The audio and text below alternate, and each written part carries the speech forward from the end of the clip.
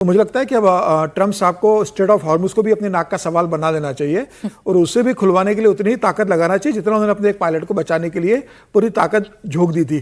तो निश्चित रूप से मुझे लगता है ये एक साहसिक ऑपरेशन था और ट्रम्प ने कहा है कि अमेरिका के इतिहास में इस तरह के बहुत कम साहसिक ऑपरेशन हुए जब इस तरीके से दूसरे देश की जमीन पर हमने ऑपरेशन किया और अपने पायलट को सुरक्षित निकाल लिया है। हालांकि वो पायलट की भी दाद देना पड़ेगी, घायल होने के बाद वो पहाड़ी में छुप गया, 36 आवर्स उसने दुश्मनों को अपनी लोकेशन पता नहीं होने दी। निश्चित रूप से उसमें उसकी भी बड़ी भूमिका रही होगी।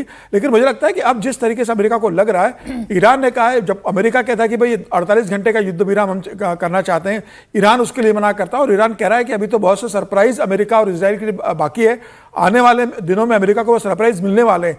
तो क्या यह युद्ध किसी बड़े आकार की ओर बढ़ रहा है? हालांकि मैं इस बात को मानने के लिए मतलब अब फिलहाल तैयार नहीं हूं कि वहां पर कोई परमाणु बम गिराया जाएगा या परमाणु हमला किया जाएगा ईरान के ऊपर।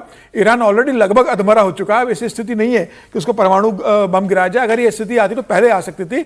अब मुझे लगता है कि इजराइल अमेरिका मिलकर कोई नया हमला करेंगे और बची हुई जो ताकत है वो पूरी तरीके से खत्म करेंगे, या ये स्थिति होगी कि ईरान खुद घुटने टेक दे या खुद ईरान बहे कि हम स्ट्रेट ऑफ हॉर्मुज खोलने को तैयार है और जैसे पहले युद्ध के पहले वहां से आवाजाही सभी देशों के लिए सुरक्षित थी, वैसे ही सुगम आवाजाही हम फिर शुरू करने के लिए जा रहे हैं।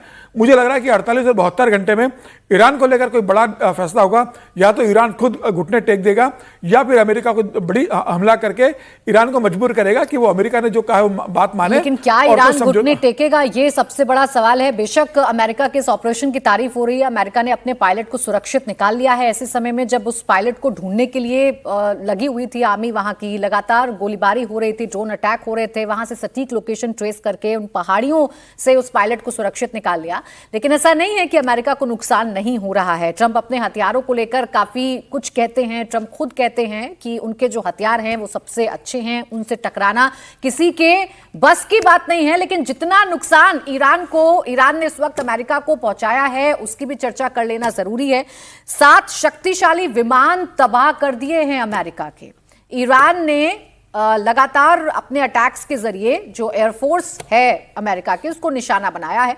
ईरान ने इस जंग में यूएस एयरफोर्स को घुटनों पर ला दिया है। अब तक 7 अमेरिकी विमान इस जंग में या तो क्रैश हो चुके हैं या डैमेज हो चुके हैं या फिर ईरानी सेना के हमलों में तबाह हो चुके हैं। शुक्रवार का दिन अमेरिका के लिए ब्लैक फ्राइडे रहा जब एक ही समय में एक फाइटर जेट F-15E और एक A-10 वॉरथॉग अटैक हेलीकॉप्टर ईरान के हमले का शिकार हो गया।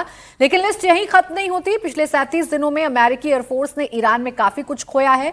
उसके 4 F-15 फाइटर जेट को भी ईरान ने जमीन पर पटका है। एक E-3 अवॉक्स एयरक्राफ्ट भी तबाह हो चुका है। अमेरिका के पास सिर्फ 16 ऐसे विमान हैं। उसका एक ब्लैक हॉक हेलीकॉप्टर और 2 पेव हॉक हेलीकॉप्टर भी तबाह हो चुके हैं।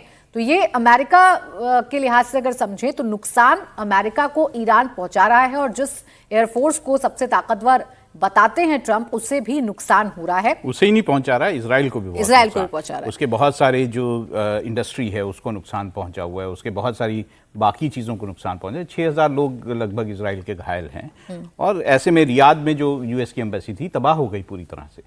तो ऐसा नहीं, पूरे इलाके में जो भी एसेट्स थे यूएस के और इसराइल के अंदर, तेल अवीव के अंदर जिस तरह से अटैक हुआ, यहाँ तक कि तेल अवीव में कई जगह लाइट चली गई जिस तरह के अटैक वहाँ पर हुए हैं। तो बहुत सारा, ऐसा नहीं कि सिर्फ ईरान में नुकसान हो रहा है, ईरान में बहुत नुकसान हो रहा है, लेकिन ऐसा भी नहीं कि इसराइल को नुकसान नहीं हो रहा, बाकी आसपास के देशों को नुकसान नहीं हो रहा।